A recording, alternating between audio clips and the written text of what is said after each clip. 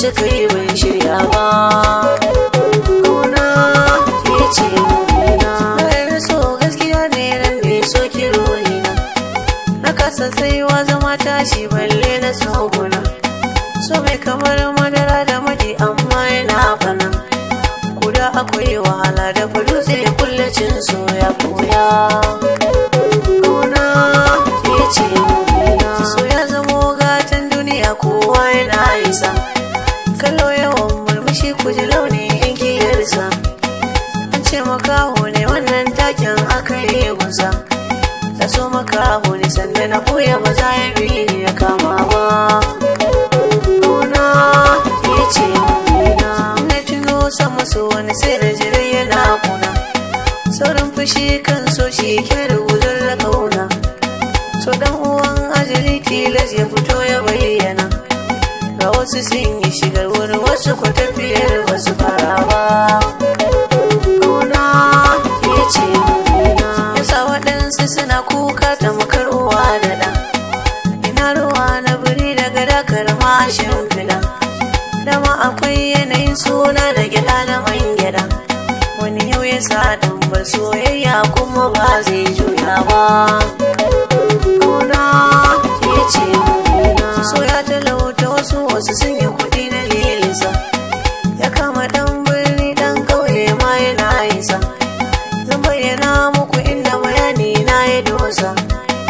A rayuwa dan Allah karka guje wa wanda yake son ka. Kauna ke ce nuna so ne ya kama ni nan wata amma ta ƙi ganewa. Tsoro nake kar na zo na faɗa miki kiki da rijewa. Baki amsa ba zan shiga kunci mara yankewa. Nake nake so kin ki fahimta ni kwana ga zafurtawa. Kauna ke ce nuna a hankali sanki ya shiga rai ya samu gun zama. In babu ke a guri ba za na iso wajen ba ma. Kimi iso zuciyarki ki ban ɗaki da tabarma. Kyawun ɗabi'unki ne suka ja ni ki zama sauƙin ciwona. Kauna ke ce nuna don Allah kar da ki ce ba ki gane da ke nake yi ba. Ki karɓi sogun ki ba zan daina bara na koko ba. Da ɗan marakan ki na hijira daga nan zuwa zuba. Na tsinduma koyin ƙaunar ki ki zo ki jawo ruhina.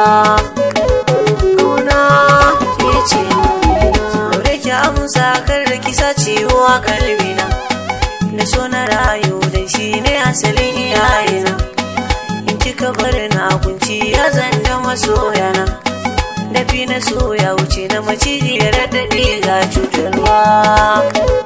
Kauna ke ce nuna a taƙaice na yi shiri na yi wanka za na je wuta. Na gane zurfin cikin da na yaushe baya na yi waka. Domin ruwa zai cinye ice na gwado dalilinta.